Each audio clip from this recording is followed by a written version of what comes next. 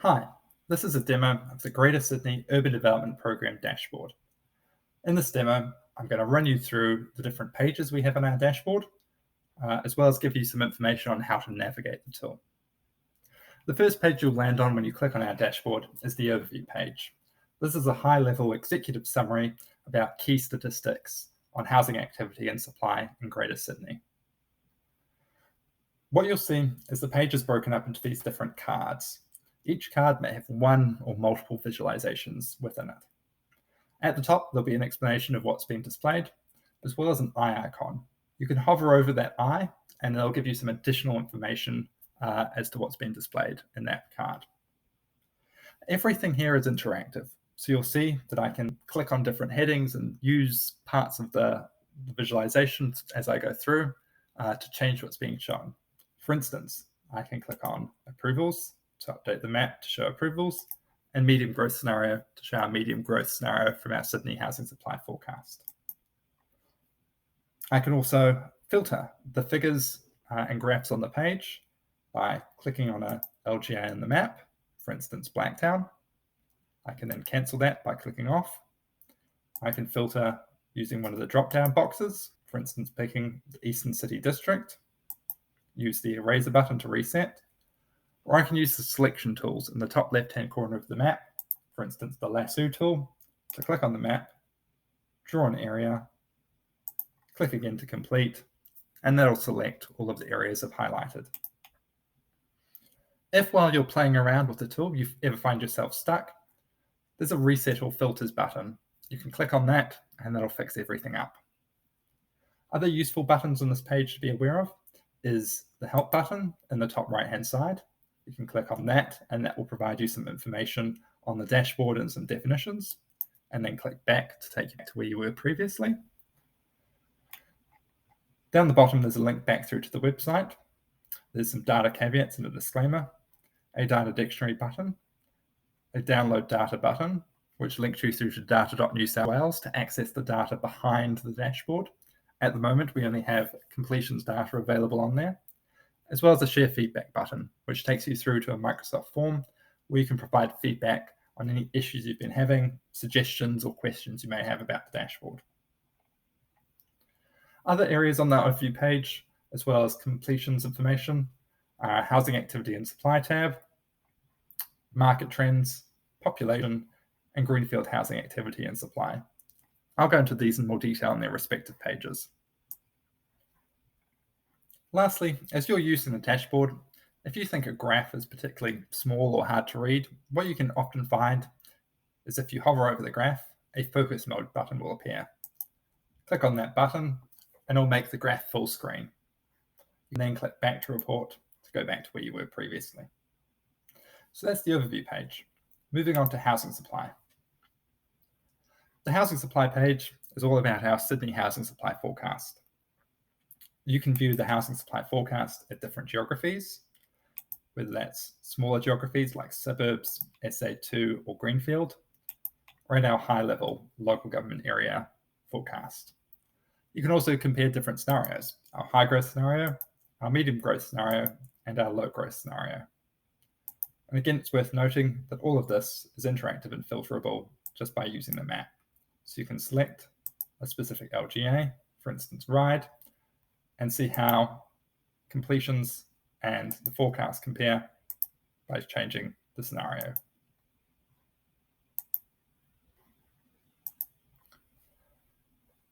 The next page is the housing activity page.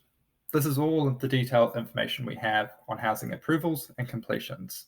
Again, when we say housing approvals, we're using the ABS definition. So that's final approval prior to construction, which is a construction certificate or a CDC. You can change the view to look at district level, local government area, or SA2. And you can also change the report type. By default, it's an aggregate report, but you can also change to a compare report, which allows you to compare districts, local government areas, and SA2s over time.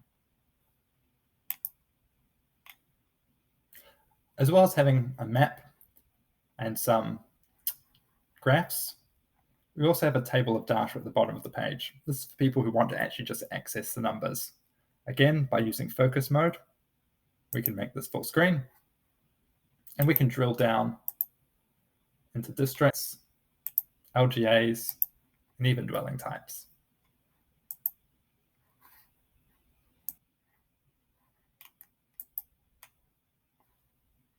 The next tab we have is the Completions Explorer. The Completions Explorer provides point-level detail on dwelling completions. We can filter this data by using some of the drop-downs. Local government areas, suburbs, and greenfields are all options, or we can select some of the points using the lasso tool on the top left-hand side. We also have three different views. The first is dwelling type, where detached and multi-unit dwellings are coloured in a different shade. We also have year completed, where each year of dwelling completions is a different colour, and train station catchment. We've applied an 800-metre buffer around train stations, so you can see what dwellings are within that catchment and what dwellings are outside. Let's go through a couple of case studies to see how this might work. For instance, for train station catchment, I might decide to filter for the Eastern City, and then filter for the Inner West. I can then select multiple years, going all the way back as far as I want. Let's go back as far as 2016-17. I can see that about 95% of dwellings in the Inner West over that time period were multi-unit dwellings. Unsurprisingly, all of them were infill, and about 75% were within 800 meters of a train station. Let's say I want to zoom in closer. I know there's a lot of development around Lewisham and Petersham, so I might select the lasso tool and highlight all of these points. That tells me that in that period I've selected, 889 dwellings were completed in that area. I can also hover over a specific completion to see the number of dwellings completed there as well. I can then reset all filters, and that'll take me back to where I was at the beginning. A different scenario might be looking at year completed and seeing how a greenfield area has developed over time. Let's pick Marsden Park because there's been a lot of growth there. Again, let's select the last few years, going back to 2016-17. You'll see that as I add more years, the legend updates on the bottom right-hand side. It's pretty easy to see how Marsden Park has developed over time, with the areas in pink and orange developing first, then green, and then expanding out to the blue and the purple. Again, if I'm only interested in this particular area, for instance, everything east of Northbourne Drive, I could use the lasso tool, draw on the map, draw up to select above Alara Road, and then click again to finish off the selection. And that will tell me that 329 dwellings have been completed in this area. So you can see the Completions Explorer is a really powerful tool.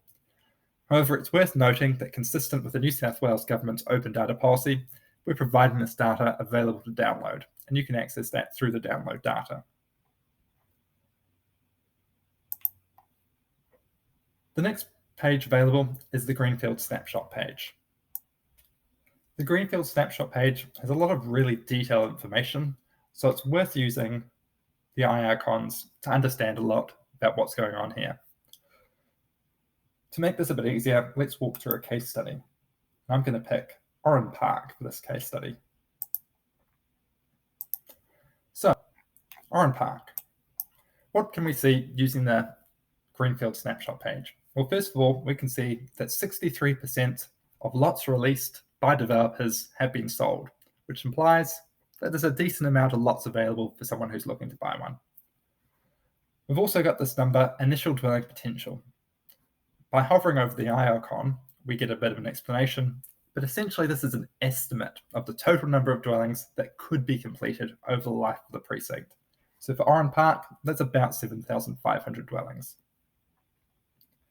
We've got some information on the number of dwelling completions, and we can see by hovering over the graph here that this is through to December 2021. As of December 2021, there are about 4,500 dwellings completed in Oran Park. And there were also about 330 dwellings completed in the last 12 months.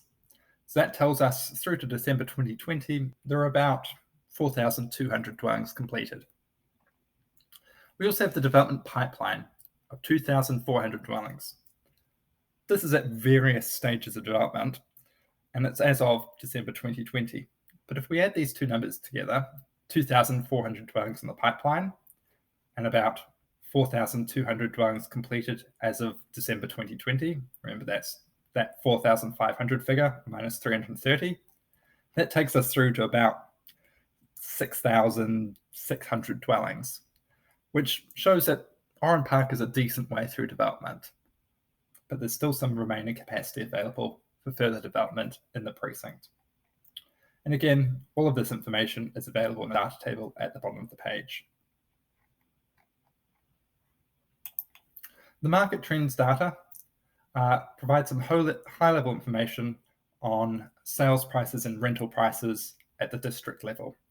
This data is provided through CoreLogic and SQM research.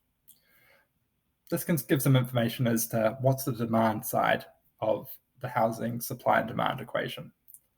So if I was to pick the Eastern City District as an example, we can see the average vacancy rate spike as the pandemic hit in 2020 and then decrease over the last 12 to 24 months. But it's still, as of December 2021, above that balanced market rate of 3%. We also have information on sales prices and rental prices, as well as the change over the 12 months to December 2021. Finally, we've got three external buttons. The first is to the Population Explorer, the second to our Employment Lands dashboard, and the third to our Jobs Insights tool.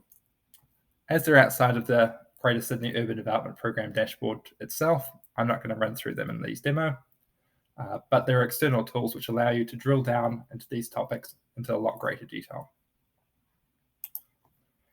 And that's an overview of the Greater Sydney UDP dashboard. I hope you find this useful.